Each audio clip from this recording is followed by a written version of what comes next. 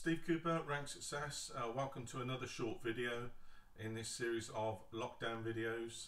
I'm staying at home, protecting the NHS and doing my bit to save lives. And today's video is about the skills that are assessed during a promotion selection process. Or more accurately, some of the conversations I've had even just this week with people, just exploring the concept of promotion initially and demystifying it. It's clear that people are quite frustrated. It often manifests itself in language such as, why do they move the goalposts, Steve? Why are the goalposts always moving? I prepared this way last year and this year they've moved the goalposts. And it's a good question and it's a fair observation because they do move the goalposts. However, underpinning the foundations of the goalpost, or the pitch if you like, are some key behaviours.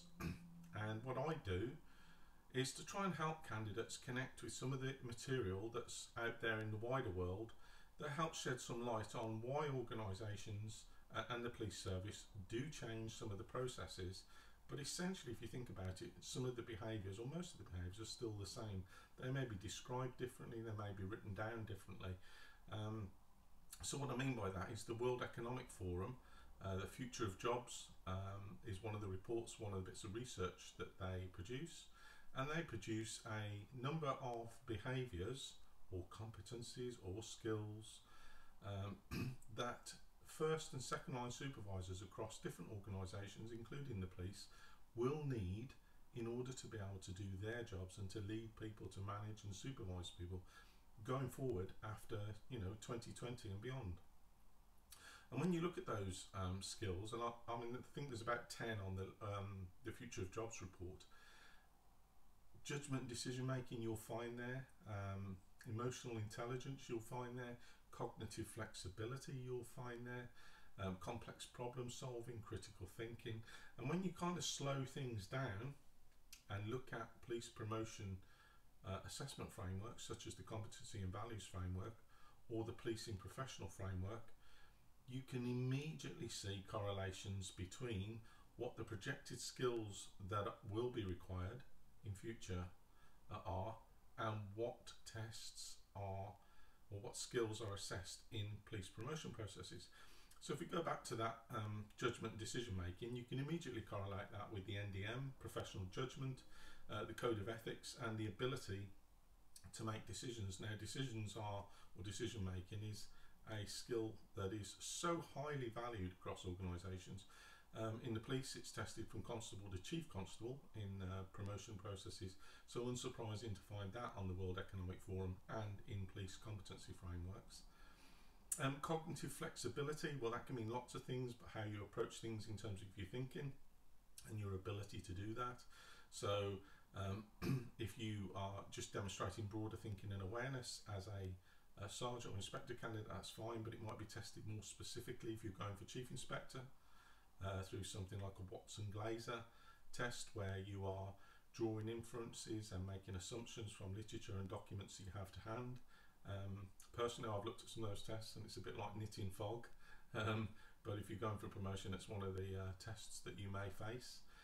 And then if you look at cognitive flexibility, so your ability to deal with psychometric tests, and that's how it's tested, you can start to see that it's not about moving the goalposts, it's about well-prepared promotion candidates understanding what the challenge is ahead by doing some pre-research, some reading, to plan ahead a little bit.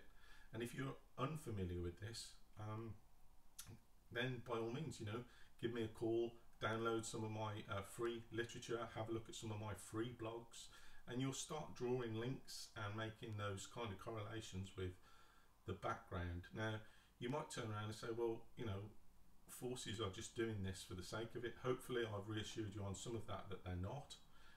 But it is understandable when people start saying, well, look, I feel like a guinea pig, Steve.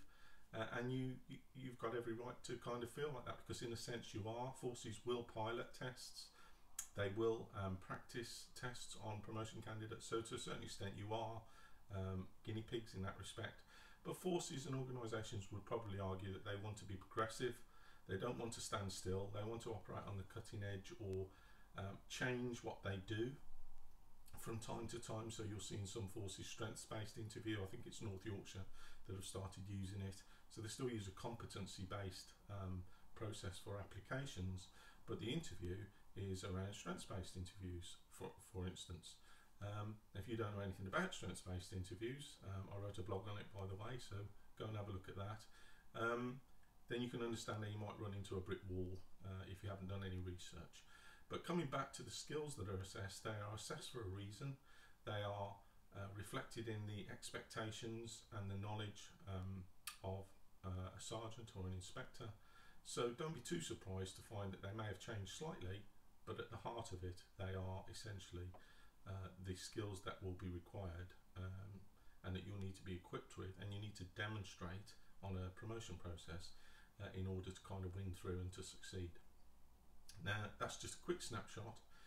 If you like what you've kind of heard today, you can subscribe to YouTube, or you can follow me on social media, Rank Success on Facebook or at @rank_success on Twitter, and I shall be doing some more videos shortly, and I look forward to speaking to you.